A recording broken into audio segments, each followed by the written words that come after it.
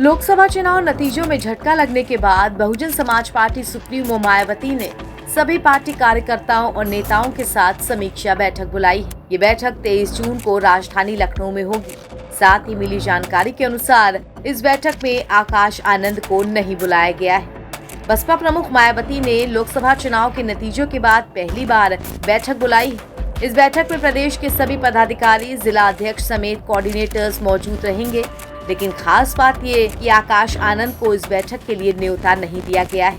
UP से प्रमुख रूप से कोऑर्डिनेटर्स और जिला अध्यक्षों को भी बुलाया गया है। लेकिन चर्चाओं की माने तो इस बैठक से मायावती ने भतीजे आकाश आनंद को दूर ही रखा है। उन्हें बैठक के लिए बुलावा नहीं भेजा गया है। कहा जा रहा है कि इस बैठक में लोकसभा चुनाव की हार पर समीक्षा की जाएगी। पिछले 6 चुनाव से बसपा लगातार न सिर्फ हार रही है बल्कि उसकी सीटें भी कम होती जा रही हैं और वोट परसेंटेज भी घटा है। 2012 से लगातार 3 विधानसभा चुनाव और 2014 से लगातार ये तीसरा लोकसभा चुनाव, ये सब बसपा हार चुकी है। उसका वोट बैंक अभी तक माना जा रहा था कि बीजेपी की तरफ खसक रहा है, लेकिन इस बार उसके वोटर्स सपा और कांग्रेस गठबंधन की ओर चल दिए।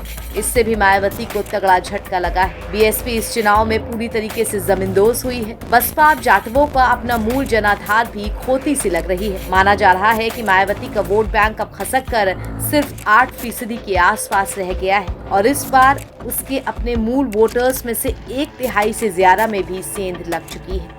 सिर्फ मूल जाटव वोटर ही नहीं बल्कि गैर जाटों, दलितों में भी मायावती का जो जनाधार था वो बड़ी तादाद में खिसका है।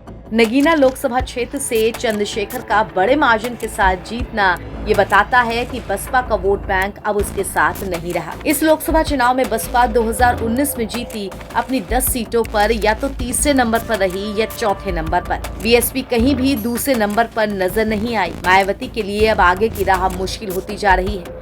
कांग्रेस और समाजवादी पार्टी की तरफ से बसपा का वोट बैंक लगातार खसकाया जा रहा है। मायावती की एकला चलो की रणनीति और बीजेपी की टीम बी का जो लेवल चिपका हुआ है उसके ऊपर वो भी बसपा के लिए मुसीबत बना हुआ है। और इसी बीच चुनाव में बसपा के फायर ब्रांड नेता की छवि लेकर उभरे आकाश आनंद को पार्टी से फिलहाल हटा दिया गया था। लेकिन अब उम्मीद जताई जा रही थी कि पार्टी में हार के बाद जो मंथनों का दौर चल रहा है उसमें तो आकाश आनंद को शामिल किया जा सकता है। लेकिन इसमें भी आकाश आनंद का दूर दूर तक कोई लेना देना नहीं होगा।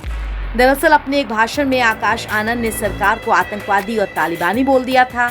इसके ठीक बाद मायावती ने तगड़ा एक्शन लेते हुए आकाश आनंद की आगे की जनसभाओं पर तुरंत रोक लगा दी थी। मगर अब जब चुनाव खत्म हो चुके हैं और नतीजे सामने हैं तो मंथन की बैठकों में भी आकाश आनंद का ना होना किस ओर इशारा करता है। एनबीटी ऑनलाइन की रिपोर्ट।